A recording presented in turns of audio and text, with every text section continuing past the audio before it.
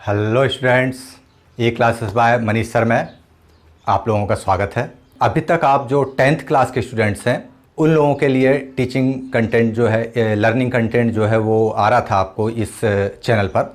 कल से हम शुरू करने जा रहे हैं 9th क्लास के लिए भी, चूँकि लगभग 9th क्लास के जो नए स्टूडेंट्स हैं जो हाई स्कूल में नए एडमिशन लिए हैं उनके पास बदले हुए पाठ्यक्रम की किताबें पहुँच चुकी होंगी और उन्होंने उसकी एक एक बार रीडिंग भी लगा चुके होंगे। तो अब उनके लिए अभी तक क्या होता था कि सामाजिक विज्ञान की एक किताब होती थी।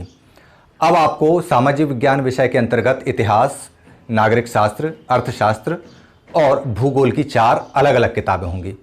तो हम शुरुआत करने जा रहे हैं इतिहास से। तो इतिहास की किताब मैं आपको दिखाता हूँ।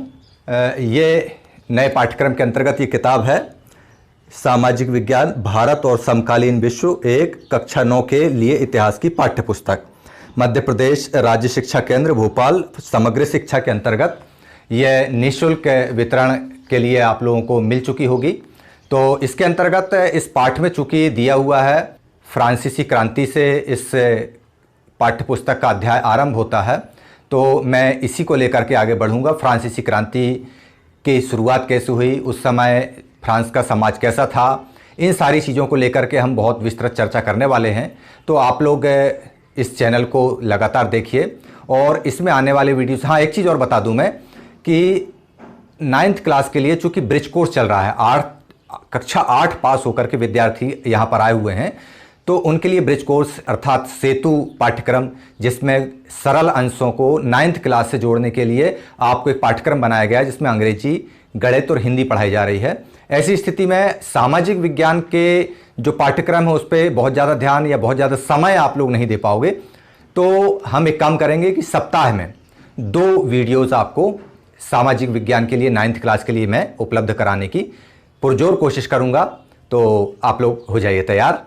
तो 9th क्लास के मेरे स्टूडेंट्स से मैं बात करते हुए ये कहना चाहूँगा कि हम लोग मुक्ति, स्वतंत्रता और समानता को बड़ा सहज, सुलभ और सामान्य मानकर चलते हैं, लेकिन इनका भी अपना एक इतिहास रहा है। फ्रांसीसी क्रांति के अध्ययन के दौरान आपको उस इतिहास के एक हिस्से को समझने में मदद मिलेगी और आप ये भी समझ पाएंगे कि किस तरह से फ्रांसीसी क्रांति ने एक राजतंत्र को फ्रांस से पूरी तरह से समाप्त कर दिया और इसके साथ ही एक ऐसी व्यवस्था का जन्म हुआ जिसमें कुछ वर्गों को जो विशेष अधिकार प्राप्त हुआ करते थे, उन विशेष अधिकारों की जगह पर, उन विशेष अधिकारों वाली शासन व्यवस्था की जगह पर नई शासन व्यवस्था ने जन्म लिया। और आने वाले युगों में स्वतंत्रता आंदोलन कहें या वो राजतंत्र से मुक्ति का आंदोलन कहें या समानता का आंदोलन कहें, उसमें जो घोषणा पत्र जारी हुआ, उस विचारधारा की घोषणा पत्र में आने वाले युगों में एक नए शासन का, एक नई शासन पद्धति का सूत्रपात कर दिया। तो चलिए हम इसको थोड़ा सा परिचय के रूप में समझते हैं। क्योंकि इन फ्रांसीसी क्रांति के विचारों को पढ़कर ही, सुनकर ही भारत में भी 1857 की क्रांति की बात हो या बाद में आज़ादी का आंदोलन हो, ये इन क्रांतिकारियों से, जो फ्रांस के क्रांतिकारी थे, उनसे भी हमने काफ़ी कुछ सीखा और उस सीख पर अमल किया और देश की आज़ादी के लिए हम चल पड़े।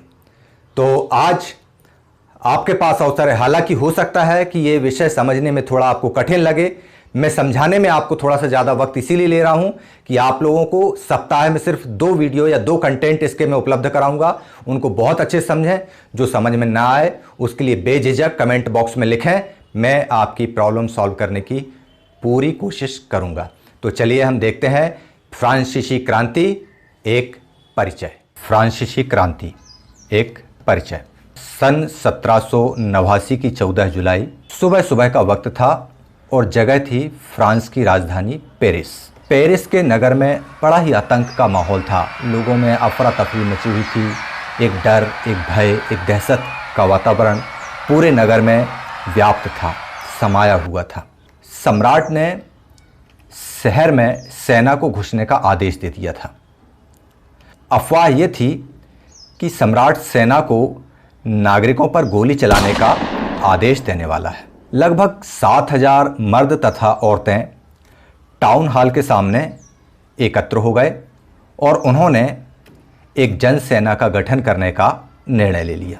हथियारों की खोज में वे बहुत से सरकारी भवनों में जबरन प्रवेश कर गए।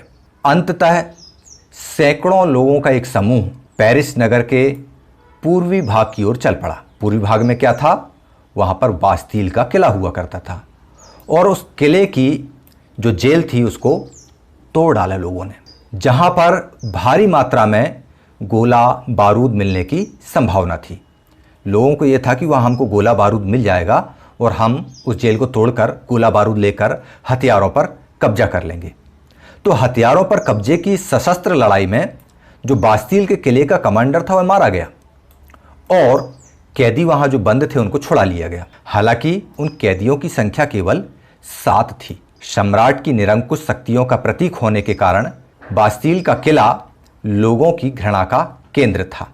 जो बास्तील का जो किला था वो क्या था? लोगों की घृणा का केंद्र। क्यों था? क्योंकि वह सम्राट की निरंकुश शक्तियों का प्रतीक था, इसलिए उसको ढा दिया गया। मतलब यहाँ पर आपको ये समझ में आ रहा होगा कि जो पेरिस की जो जनता थी वह सम्राट से नाराज थी। सम्राट वहाँ का निरंकुश था। ये समझ में आया ना हमको? यहाँ पर क्या बताया जा रहा है कि सम्राट की निरंकुश शक्तियों का प्रतीक होने के कारण बास्तील किला लोगों की घृणा का केंद्र था। तो भाई कोई व्यक्ति किसी से घृणा क्यों करेगा? उससे परेशान हो जाएगा तभी ना करेगा। तो सम्राट निरंकुश था और उसकी शक्तियों से वहाँ की जनता परेशान थी, तो उन्होंने जाके बास्तील का किला ढा दिया और उसके अवशेष बाजार में उन लोगों को बेच दिए गए जो इस ध्वंस को, जो इस बर्बादी को बतौर स्मृति चिन्ह संजोना चाहते थे, ताकि आने वाले टाइम में ये बता सकें कि ये उस बास्तील के किले की घड़ी है, या फिर ये बता सकें कि बास्तील के किले की दीवार में लगाया गया यह पत्थर था। इस तरह से लोगों ने स्मृति चिन्ह संजोने के हिसाब से उन्हें खरीद लिया। इस घटना के कई दिनों बाद तक, मतलब बास्तील के किले को ढाया गया, इसके बाद भी कई दिनों तक पेरिस में, उसके आसपास के क्षेत्रों में और पूरे फ्रांस देश के देहाती क्षेत्रों में कई और संघर्ष हुए। अधिकांश जनता पाव रोटी की महंगी कीमतों का विरोध कर रही थी। ये आपको दिख रहा है पाव रोटी, आप लोग जिसको पॉपुलर बोलते हैं ना, ये वही पाव रोटी है।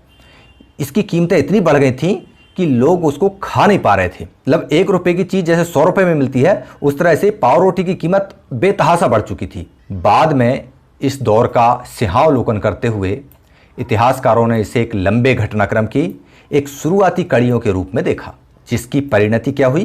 फ्रांस के सम्राट को फांसी दे दी गई। हालांकि उस समय अधिकांश लोगों को ऐसे नतीजे आने की उम्मीद नहीं थी। ऐसा क्यों हुआ? ऐसा कैसे हुआ कि अभी तक की जो क्रांतियां हुआ करती थी वो गोलियों से होती थी? ये पहली क्रांति थी जिसकी शुरुआत रोटी से हुई थी। तो आने वाले वीडियो में जो कल आपको मिलेगा सुबह 7:30 बजे, उसमें आप लोग पढ़ेंगे फ्रांसीसी क्रांति, 18वीं सदी के उत्तरार्ध में फ्रांसीसी समाज। तो आप लोग देखते रहिए ई क्लासेस बाय मनीष सर। धन्यवाद। जय हिंद।